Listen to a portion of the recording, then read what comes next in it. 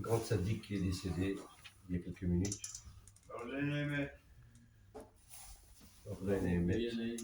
Rosh Yeshiva pendant des années, plus de 60 ans, à Ponevitch. Il s'appelle Rabbi Gershon Edelstein. Il a 100 ans.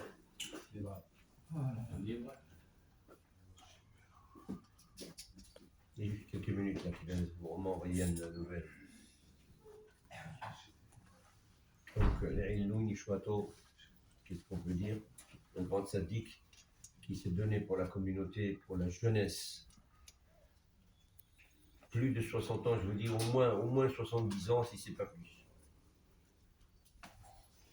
Alors, à sa mémoire, regardons des gens qui se donnent pour que les jeunes puissent. Combien de jeunes sont passés par cette yeshiva de Ponevitch?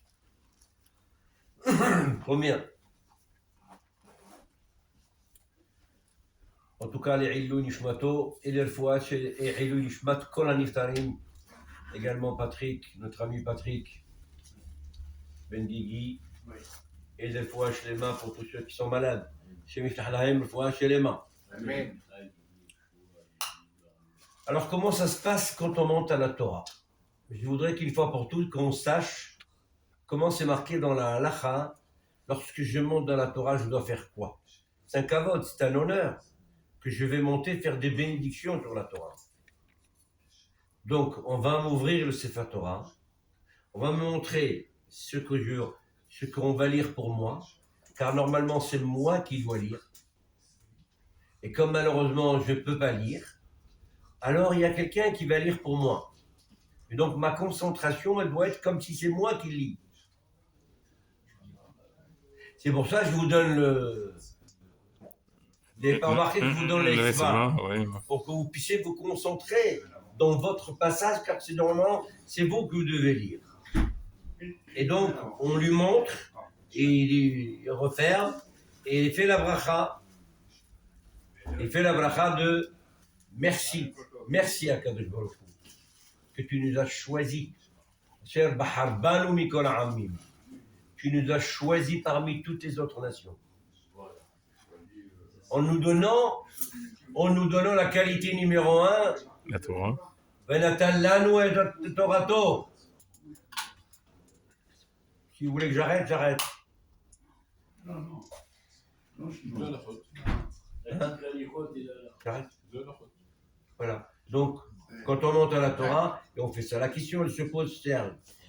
Si quelqu'un ne fait pas Shabbat, René, est-ce que j'y peux monter à la Torah ou pas? Qui c'est qui peut monter à la Torah? Quelqu'un qui ne fait pas Shabbat. Ouais. Est-ce qu'il peut compter parmi les 7 personnes qui montent à la Torah? Ouais, bien sûr. Quelqu'un qui se rase à la lame. Ouais. Par exemple, est-ce qu'on peut le monter à la Torah Shabbat ou pas? Est-ce qu'il peut compter parmi les 7 personnes ou pas? Non, vaut mieux pas. Vaut mieux pas. Non.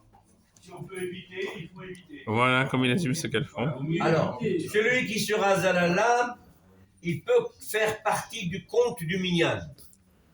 Ah oui. D'accord? Mais celui qui met Khaled Shabbat, celui non? Celui qui met Shabbat, non. Sauf si vraiment on ne peut pas faire autrement, on ne le trouve pas. Maintenant, quand on arrive pour faire monter à la Torah Serge, qu'est-ce qu'on fait? Alors, on a pris l'astuce de pneu de secours. Quel est ce pneu de secours? Un mossif. On fait un mossif. Un mossif. Parce qu'il a acheté une aliyah, ou parce que il a envie de monter, il insiste, c'est l'anniversaire de... Ou alors c'est un khatan, vous comprenez? Ou alors tout ça. Alors on le fait monter. Le tout est pour tout, Joe. La clé de la réussite, c'est cherchant le shalom. Voilà. Qu'il y ait le shalom. Dieu, il cherche le shalom. Hein? Si c'est un Kohen, par exemple, voilà. Normalement, si c'est pareil, on ne doit pas le faire monter. Mais s'il insiste, s'il veut monter pour une raison ou une autre, alors on le fait monter, mais on fait monter une autre personne en plus.